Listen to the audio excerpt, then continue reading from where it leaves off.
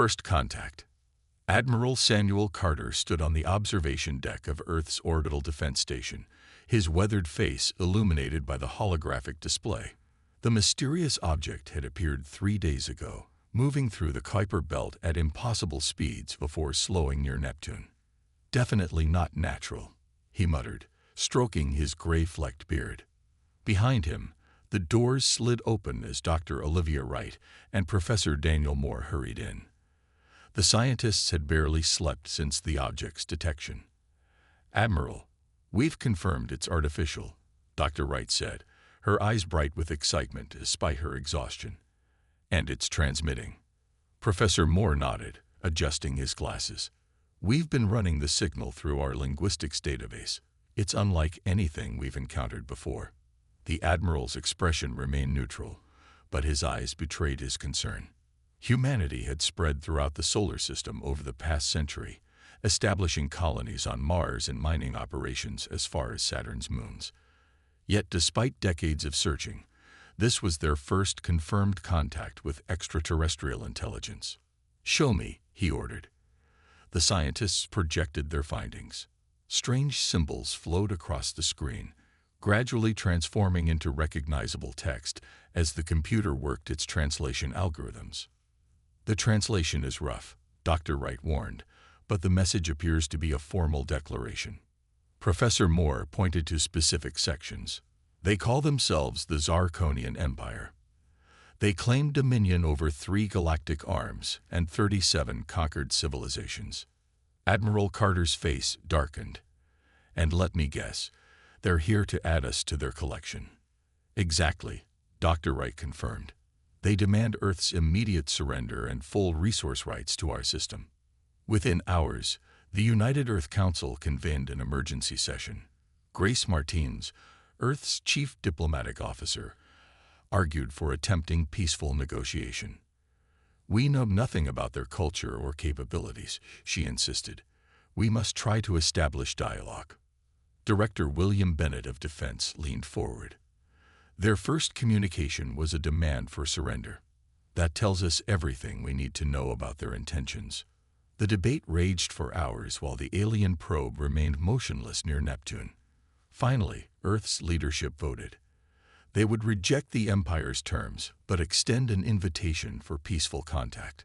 Officer Martinez transmitted their carefully crafted response. The reply came less than an hour later. "They've dismissed our offer," she reported grimly. "They consider us primitive, not worth negotiating with." More disturbing news arrived when long-range sensors detected a massive fleet entering the outer solar system. The Zarkonians have been waiting nearby all along. "They've conquered dozens of worlds," Professor Moore said, reviewing their translated message. "They believe this will be an easy victory." Admiral Carter called an immediate defense briefing. For years, humanity had been quietly building its military capabilities, developing technologies and strategies based on theoretical alien contact scenarios. The time had come to implement Contingency Plan Omega. "Deploy the outer system defense grid," he ordered. "Activate all sleeper units and begin civilian evacuations from exposed stations." Lieutenant Commander Nathan Hill looked up from his console. "They're broadcasting again, sir." Empire-wide announcement declaring the annexation of the primitive human worlds as their 38th conquest. Admiral Carter's expression hardened. "Send them our response." "The diplomatic package, sir." "No." Carter's voice was cold steel. "Just the warning." Lieutenant Commander Hill nodded, understanding immediately. He transmitted the simple message that would soon become legendary throughout the stars. "We warned you to run." As the message traveled across space to the approaching Zarkonian fleet, Admiral Carter gazed at the tactical display, showing Earth's hidden defenses coming online across the solar system. Humanity had hoped their first contact would bring friendship and knowledge. Instead, it brought war. But the Zarkonian Empire was about to learn a harsh lesson about their newest adversary. Humans didn't survive and thrive on their harsh, evolving world by being easy prey. The Zarkonian fleet emerged from hyperspace at the edge of the solar system, their massive warships gleaming against the darkness. Nearly 300 vessels arranged in perfect formation, a display of power meant to intimidate. On Earth, Fleet Commander Lisa Reeves watched the incoming armada on the Strategic Command Center's main screen. Unlike Admiral Carter, she allowed herself a small smile. "They've arrived exactly where we predicted," she said to the officers gathered around her. "Activate Neptune Defense Grid Alpha." Throughout the command center, technicians and officers moved with practiced efficiency. For decades, humanity had prepared for this moment. After discovering the ruins of an ancient alien outpost on Mars 80 years ago, Earth united under a single defense protocol, building military technology in secret while presenting a peaceful, developing civilization to any watching eyes. "Grid Online," announced the systems officer. "All platforms show green." On the tactical display, dozens of previously hidden defense satellites emerged from Neptune's rings, their stealth systems deactivating as weapon systems powered up. The Zarkonian fleet continued their approach, unaware of the trap. Their communications, now easily decoded by Earth's AI systems, revealed their contempt. "These humans have barely reached their neighboring planets," said the Zarkonian fleet commander to Emperor Xalthar via holographic communication. "Our scans show basic weapon technology and primitive shielding. This will be a simple conquest, Your Majesty." The Emperor, a towering figure with iridescent scales and multiple eyes, nodded his elongated head. "Proceed with standard annexation protocol. I expect their surrender within one planetary rotation." Meanwhile, on Europa, engineer Kevin Richardson supervised final checks on humanity's most closely guarded secret, the adaptive shield network. "The Zarkonians are scanning our outposts," reported his assistant. "They're only detecting our decoy technology." Kevin nodded, his fingers dancing across the control panel. "Perfect. Their weapons will be calibrated to overcome defenses we abandoned 30 years ago." Throughout the solar system, humanity's true military capability remained hidden. Mars colonies appeared as simple biodomes on Zarkonian scans, while beneath the surface, massive weapons factories operated at full capacity. The mining operations on Titan concealed missile silos capable of launching antimatter warheads. Captain Maria Gonzalez led a small fleet of seemingly civilian transport ships toward the outer colonies. To Zarkonian scanners, they appeared to be simple evacuation vessels. In reality, each carried experimental weapons developed specifically for this confrontation. All ships maintained evacuation protocols, Maria ordered over the secure channel. "Let them think we're running scared." The Zarkonians dispatched a small detachment of destroyers to intercept the evacuation fleet, exactly as Earth's strategists had predicted. In his flagship, Emperor Xalthar settled onto his command throne to personally witness humanity's subjugation. "Begin the first phase. Target their lunar colony as a demonstration." "With respect, Emperor," said his military advisor, "something feels wrong. The humans' response has been too organized." The Emperor dismissed the concern with a gesture of his clawed hand. "They are simply following evacuation protocols. Like all primitive species, they value individual survival. Break their moon colony, and they will surrender their homeworld." As the first Zarkonian destroyers approached Earth's moon, Admiral Carter received word that all systems were in position. He opened a channel to all Earth forces. "Remember your training. The enemy believes we are weak because we've let them believe it. Now we show them the truth." He looked at the final deployment report. Earth's true military force was now activated across the solar system. 1,000 hidden weapons platforms, 300 stealth vessels, and defensive systems far beyond what the Zarkonians believed possible. "All units," he commanded, "Operation Thunderstrike is now active." Throughout the solar system, humanity's carefully concealed military might prepare to strike. The trap was set. The Zarkonian Empire had no idea what they had walked into. The Zarkonian warships descended toward Earth's moon, weapons charging. Their sleek vessels cast long shadows across the lunar surface as they targeted the colony domes at Mare Tranquillitatis. In their arrogance, they maintained minimal defensive shields. "Commence bombardment," ordered the Zarkonian commander. "Let the humans witness their futility." The first destroyer fired, its energy beams streaking toward the largest dome. But before impact, something unexpected happened. The beam struck an invisible barrier and dissipated harmlessly. On the lunar surface, Lieutenant Eric Johnson watched from his hidden command bunker beneath the colony. Shields holding at 98%. They're using standard plasma tech, just as we predicted. His team of 50 elite soldiers had been stationed beneath the colony for years, waiting for this moment.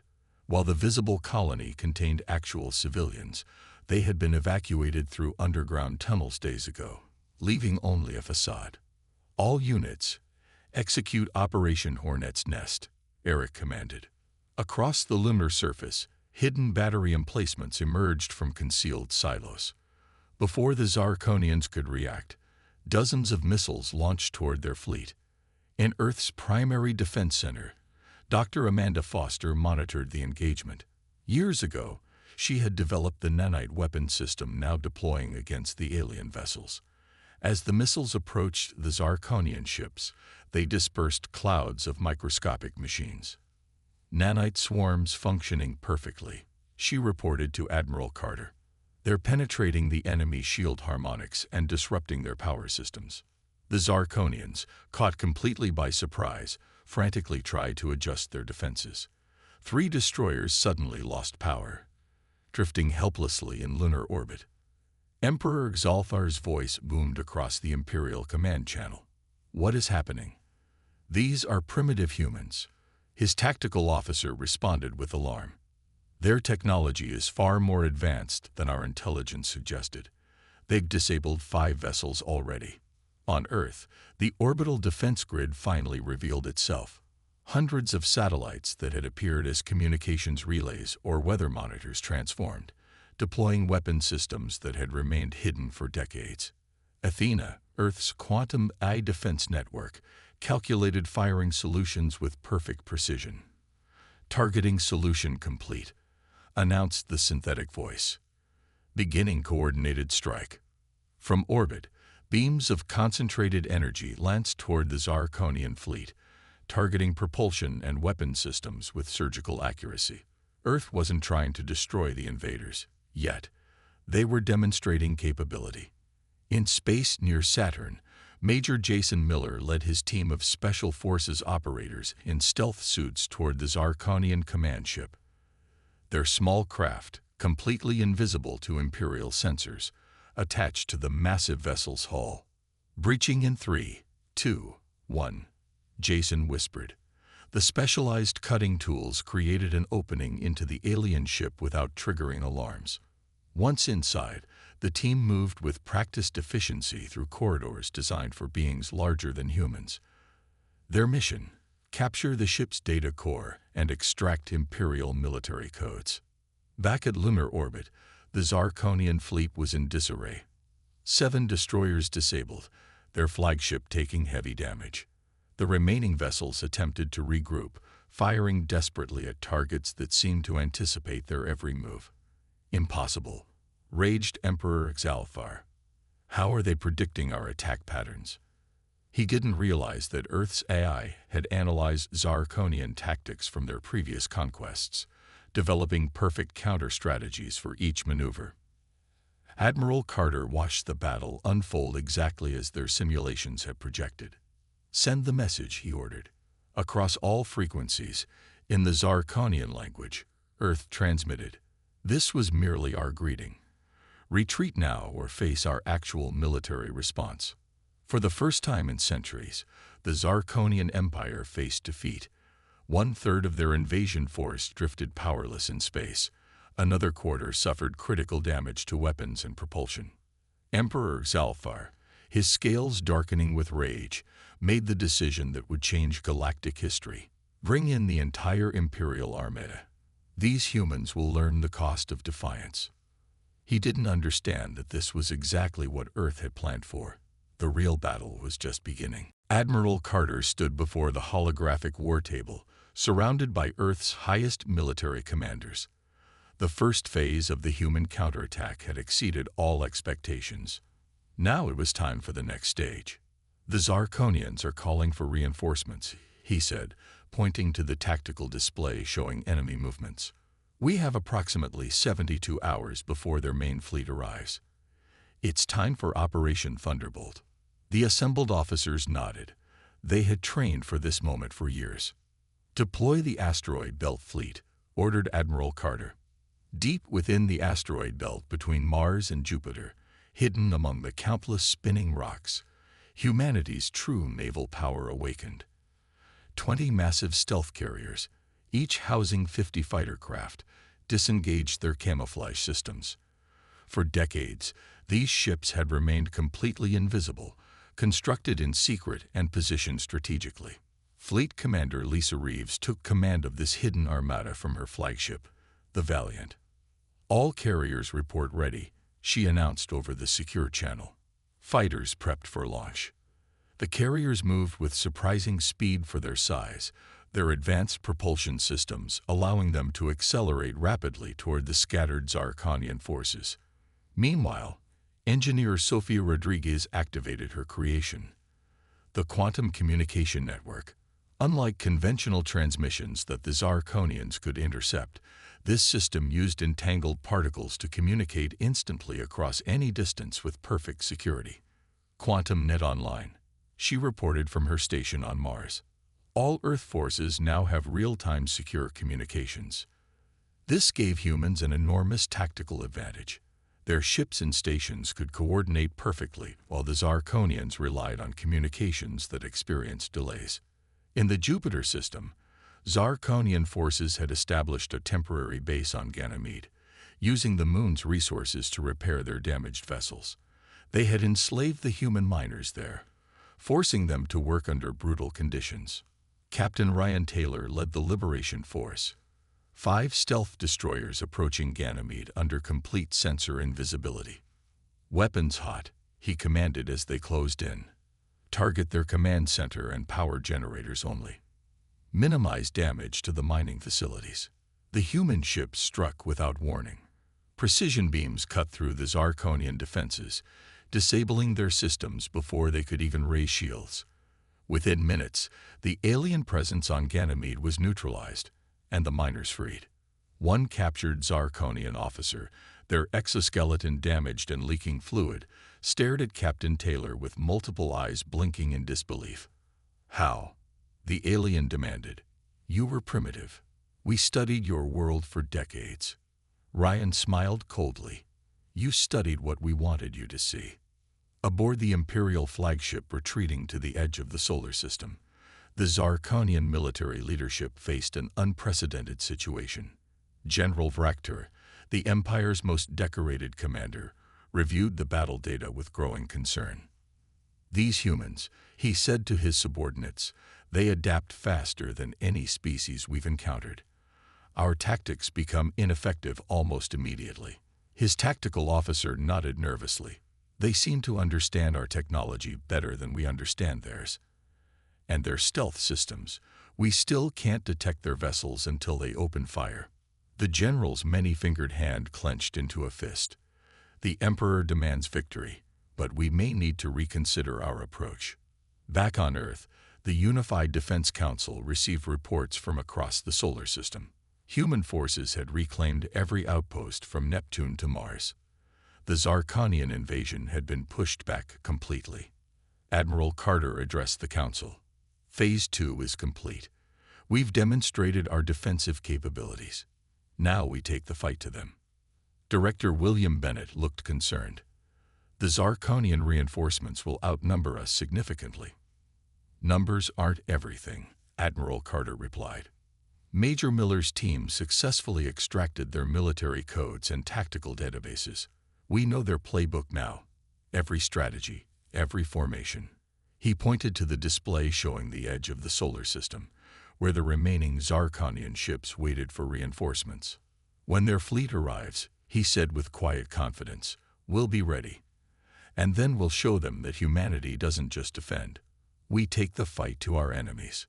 Throughout the solar system, Earth forces prepared for the largest battle in human history. The Zarkonian Empire was about to learn an important lesson about underestimating their opponents. The Zarkonian reinforcements arrived in a massive display of power. Over 500 warships formed a wall of gleaming metal at the edge of the solar system. Their weapons charged, creating an eerie purple glow against the darkness of space. Emperor Xalthar addressed his gathered fleet commanders. Through holographic projections, his scaled face showed no sign of doubt. "This primitive species has shown unexpected resistance," he said, his multiple eyes blinking slowly. "But now they face the full might of our empire. We have never failed to conquer a world in 9 centuries of expansion." What the Emperor didn't know was that humanity had been busy forming alliances. Dr. Christopher Allen had made contact with representatives from 3 species previously conquered by the Zarkonians. These beings, who had lived under imperial rule for generations, provided critical intelligence about Zarkonian biology and technology. In his laboratory on Europa, Dr. Allen held up a vial of green liquid. "This compound targets their specific biochemistry," he explained to Admiral Carter through a secure video link. "It won't kill them, but it will temporarily disable their neural functions. We can deploy it through specialized missiles." The Admiral nodded. "How soon can it be ready for deployment?" "Production is already complete. We have enough to affect their entire fleet." Meanwhile, long-range sensors detected something alarming. The Zarkonians had brought their planet killer weapon, a massive cannon capable of cracking a world's crust. They were positioning it for a direct shot at Earth. Lieutenant Kelly Nguyen volunteered to lead the mission to destroy it. Her small team would pilot specialized stealth fighters equipped with experimental weapons. "The mission parameters are clear," she told her squad of 12 pilots. "We may not make it back, but Earth will survive." Her second-in-command, a young pilot named Peter Garcia, spoke up. "The suicide odds are acceptable for Earth." The other pilots nodded in agreement. Each had written final messages to their families, just in case. Their small fighters launched from the hidden base on Titan, using Saturn's rings as cover for the initial approach. The planet killer was heavily defended, surrounded by 50 Zarkonian destroyers. As Kelly's team approached their target, Admiral Carter implemented the next phase of Earth's strategy. From hidden docks orbiting Mars came humanity's trump card, the Antimatter Fleet. These sleek black ships, powered by technology the Zarkonians believed impossible for humans to master, moved faster than anything in the Imperial arsenal. Fleet Commander Lisa Reeves took personal command of the antimatter flagship, Defiance. "All antimatter vessels, form up on my position," she ordered.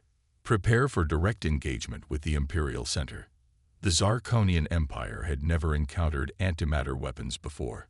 Their shields were designed to block plasma, laser, and kinetic attacks, not the complete annihilation of matter that these new weapons would unleash. Back at the Imperial command ship, General Vraktor received alarming reports from the outer sensor array. Unknown vessels approaching at impossible speeds, he informed Emperor Xalthar. "Their energy signatures don't match any known technology." The Emperor dismissed the concern. "Nothing can match our military might. Begin the planet killer charging sequence." At that moment, Lieutenant Kelly's stealth fighters broke through the defensive perimeter around the planet killer. 3 were destroyed immediately, their pilots lost, but the remaining 9 pressed forward. "Target the primary power coupling," Kelly ordered, her voice steady despite the chaos around them. "All weapons, maximum yield." Their specialized torpedoes struck the massive weapon's vulnerable point in perfect synchronization. For a moment, nothing happened. Then the power coupling exploded, creating a chain reaction through the planet killer systems. Kelly's fighter was caught in the blast wave. Her last transmission was simple: for Earth. The planet killer's destruction created a massive energy surge that disabled nearby Zarkonian vessels. Simultaneously, Earth's antimatter fleet engaged the main Imperial force. The battle had reached its turning point. For the first time in its long history, The Zarkonian Empire faced not just resistance, but the real possibility of defeat. The Imperial Council chamber fell silent as General Vraktor delivered the news. His normally imposing presence seemed diminished before Emperor Xalfar's throne. "Your Majesty, we have lost contact with the Centauri invasion force. The humans have."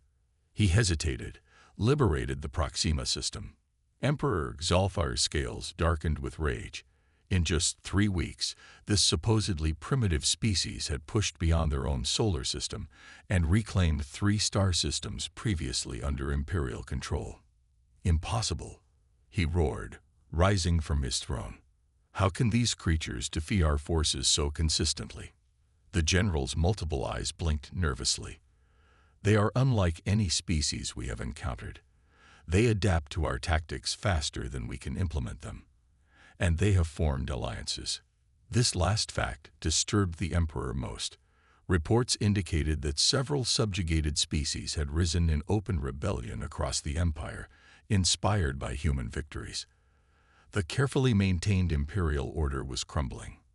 Across the galaxy, Commander Alex Powell led Earth's diplomatic mission aboard the Alliance vessel Unity. Representatives from 7 formerly conquered species had joined forces with humanity.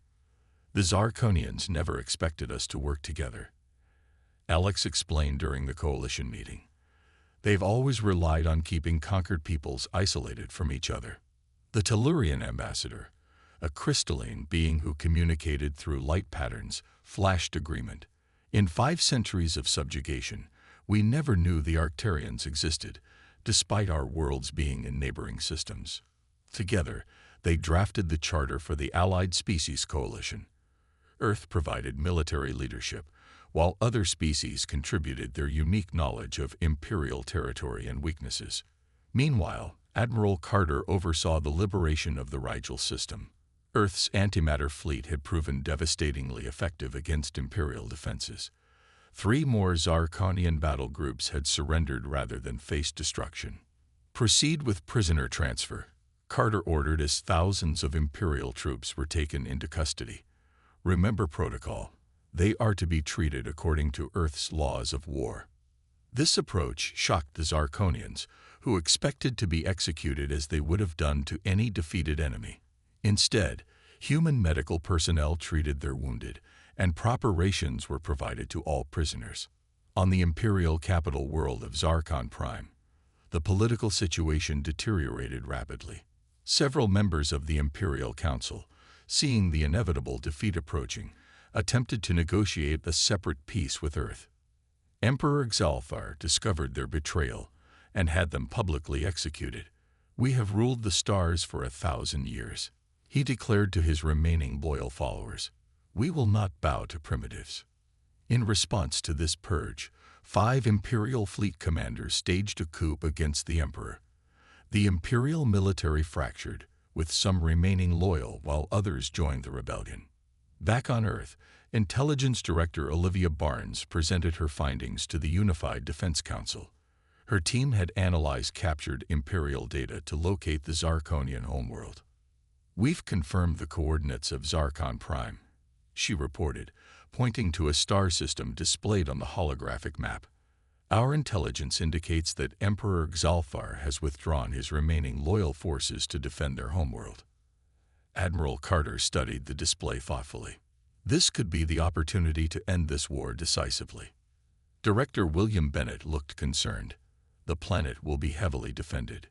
Casualties would be severe." "Not necessarily," Olivia countered. "Many of their defense systems are automated and rely on central control nodes. If we can disable those nodes." Plans were quickly developed for the final assault. Earth would lead a combined fleet of human and allied vessels in what would become known as the Battle of Zarkon Prime. As preparations continued, a message arrived from the Imperial rebel faction. General Vraktor himself had turned against Emperor Xalfar and offered critical information about the capital's defenses. "The Emperor has gone mad," his transmission stated. "He speaks of using ancient weapons that could destroy entire star systems, including Zarkon Prime itself. He must be stopped." With this new intelligence, Admiral Carter finalized the battle plan. Within days, the largest fleet ever assembled in galactic history would jump to the Zarkonian home system. The final battle for the fate of the galaxy was about to begin. The Allied fleet emerged from hyperspace above Zarkon Prime, a beautiful blue-green world surrounded by orbital defense platforms. Nearly 2,000 ships from Earth and 7 allied species formed a crescent formation facing the Imperial homeworld. Admiral Carter stood on the bridge of the flagship Determination, his weathered face solemn as he observed the enemy defenses. Despite months of fighting, this would be their greatest challenge yet. "All ships report ready, Admiral," announced his executive officer. "Allied vessels are in formation and awaiting your command." Carter nodded, then opened a channel to the entire fleet. "This is Admiral Carter.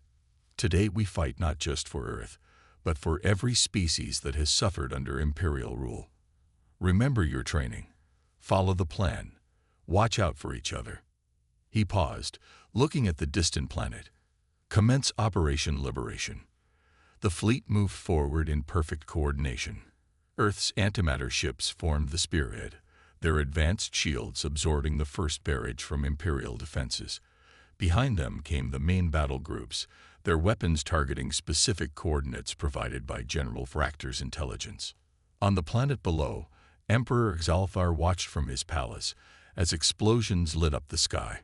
His once mighty empire was collapsing around him, yet his pride remained unbroken. "Activate the Sunfire Protocol," he commanded his few remaining loyal officers. "If we cannot rule the galaxy, then let it burn with us." Deep beneath the Imperial Palace, ancient weapons of mass destruction began powering up. These planet killers made the previous ones look like toys. They could trigger the explosion of an entire star if deployed. Allied intelligence detected the power surge immediately. "Admiral," reported the sensor officer, "we're detecting massive energy buildup at these coordinates. Analysis suggests doomsday weapons." Carter's decision was immediate. Deploy the infiltration team. A small stealth ship detached from the Determination, carrying 12 of humanity's most elite Special Forces soldiers. Their mission was simple but nearly impossible: infiltrate the Imperial Palace and disable the Sunfire weapons before they could activate. The space battle intensified. Earth vessels took heavy damage as they pressed forward against fanatical resistance. The cost was high: 35 human ships destroyed, thousands of lives lost. Allied vessels suffered similar casualties. "Breach in sectors 4 and 7, reported the tactical officer. "Enemy reinforcements moving to counterattack." Carter studied the tactical display. "Redirect Battle Group Omega to reinforce Sector 4. Have the Tellurian cruisers cover Sector 7. The infiltration team, meanwhile, had reached the palace. Fighting through layers of Imperial guards, they made their way to the underground control center where the ancient weapons were housed. 2 minutes to full power, warned their technical specialist as they secured the room. "These controls are unlike anything we've seen before." The team leader, a veteran soldier named Paul Wilson, made the call. "We have to physically destroy the power core. Plant the charges." As they worked, Emperor Xalfar himself appeared at the entrance, surrounded by his elite guard. "You dare invade the sacred heart of the Empire," he roared, his massive form towering over the human soldiers. What followed was a desperate close-quarters battle. 3 human soldiers fell to Imperial weapons, but they bought enough time for the charges to be set. "Detonation in 30 seconds, announced Paul. "Everyone out now." In orbit above, Admiral Carter watched the tactical display as a massive explosion erupted from beneath the Imperial Palace. The energy readings from the Sunfire weapons dropped to 0. "Infiltration team reports mission accomplished," came the message. "Weapons neutralized. Casualties heavy." The news spread quickly through the fleet. With the doomsday threat eliminated, the Allied forces pressed their advantage. Within hours, the remaining Imperial defenses collapsed. General Fractor's rebel forces joined the Allies, turning against the Emperor's loyalists. By nightfall, the Imperial Palace was surrounded. At dawn the next day, Admiral Carter stood in the ancient imperial throne room. Before him knelt the captured Emperor Xalfar, his once magnificent scales now dull and lifeless. In the name of Earth and the Allied Species Coalition, Carter declared, "I accept your unconditional surrender."